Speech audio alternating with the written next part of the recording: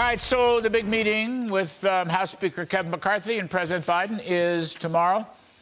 I don't know if it's a lunch meeting, coffee, Diet Coke, or what. Anyway, let's talk about this and various conditions. We welcome Ohio Senator J.D. Vance. Boy, J.D. Vance, that has a nice ring to it. Senator J.D. Vance. Congratulations, Thank you, Larry. by the by. Of course.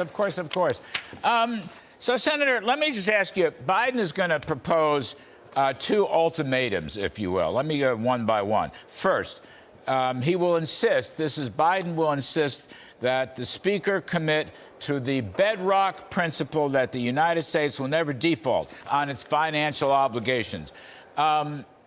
Would you agree with that? Would you submit to that if you were McCarthy? Well, I would, Larry, but it's a bit of a scare tactic. Nobody thinks that we should default on the United States' debts. Nobody thinks that we should put the full faith and credit of the United States at risk.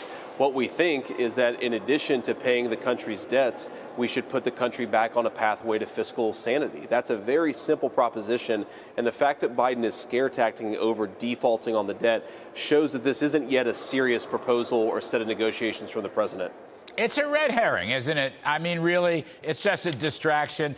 I mean, McCarthy should just come right back and say, sir, would you commit to the principle of a balanced budget? Yeah, that's exactly right. I mean, if the president's going to throw out a ridiculous assumption here, then I think McCarthy should just say, look, yeah, absolutely, we're not going to default on our debts, but we also need to get back to fiscal sanity. And that's really the big issue that's going on with this entire negotiation. If you look historically, Larry, very often when we have major debt ceiling decisions that need to be made by the Congress and the White House, you always have some negotiation over the long-term budgetary picture as well. Sort of makes sense, right? If you're going to think about your debts as a household, you've also got to think about how you're going to pay those debts over the long term. That's all that Republicans are proposing, and Joe Biden needs to negotiate like the president, not a dictator. And that's often the posture that he's taking in this is, I get to set the terms. Well, that's not how the Constitution works. The Constitution says that the Congress and the White House working together make these decisions, and that's exactly what the American people expect. Yeah, and the House has the power of the purse. You can't get around that. They have the power of the purse. You're not going to get a debt bill. You're not going to get anything if you alienate the majority in the House. I mean, you know that. Everybody knows that. Power of the purse is very important. Also, McCarthy is saying, Senator Vance, McCarthy is saying Social Security and Medicare are off the table for discussion. Do you agree with that? Yeah, I do, Larry, for the simple reason that if you go back to 2019, we had about $4.4 trillion of federal outlays. This year, last year, we expect to collect about $4.4 trillion in taxes. So the idea that you need to mess with Social Security and Medicare to get to a long-term fiscal sanity picture, I don't think that that's right. I think we just need to get back to the pre-COVID world where we actually set a budget, we live within our means. I think that's very doable without touching Social Security and Medicare. As I understand it, actually, that's what the House Republicans actually want, is to get back to a pre-COVID baseline of some kind. And Senator Vance, I mean, it would be good, it seems to me, that McCarthy come right out and say, look, we want new spending caps, and we're going to have penalties. If the spending caps are not met, then you're going to have across-the-board spending cuts. I mean, he should lay out their positions and be as honest as possible, I think. Yeah, we had a sequestration process on discretionary spending back into the 2011 Budget Control Act. That actually worked to control spending at least for a couple of years. Again, this is not rocket science. This is about living within our means. And if you look at how much discretionary spending in this country exploded during COVID, we need to start with the premise that the emergency is over. It's time to get back to basic sanity. And I think if you start from that premise, you actually make a lot of the progress that's necessary to make. But Larry, it's worth repeating here, this requires that the president take the posture of a president who's willing to negotiate, not a president who's trying to dictate terms to the people's house, which is now controlled by Republicans, thank God. Yeah, I mean, this business, you show me your budget, I'll show you my budget. That's not a serious response. He knows darn well there's a process in the House. He says March 9th, Senator Vance. We'll see if he gets his out March 9th. If he does, it'll be a month late, just like always, and the House is going to use regular order. Let me just move on. Another area of spending that you are concerned about is spending on Ukraine and the war, the Russian war in Ukraine, and you're calling for more accountability, which I think is a great point. Let me ask you this. I guess you have an op-ed piece. We just saw it come up on the Wall Street Journal. Trump's best foreign policy, not starting any wars.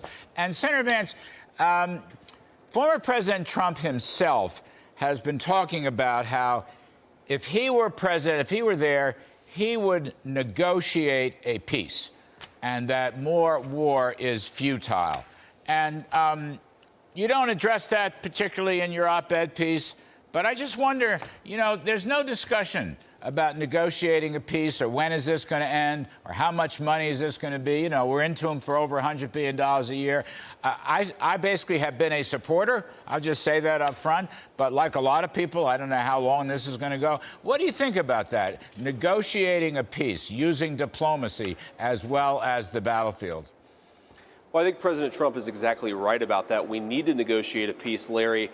The risk here is of escalation. If this keeps on getting worse, if we stay mired, Russia and Ukraine, in this strategic quagmire, does the war bleed into Europe? Does it continue to cause a spike in inflation in Europe and across the world?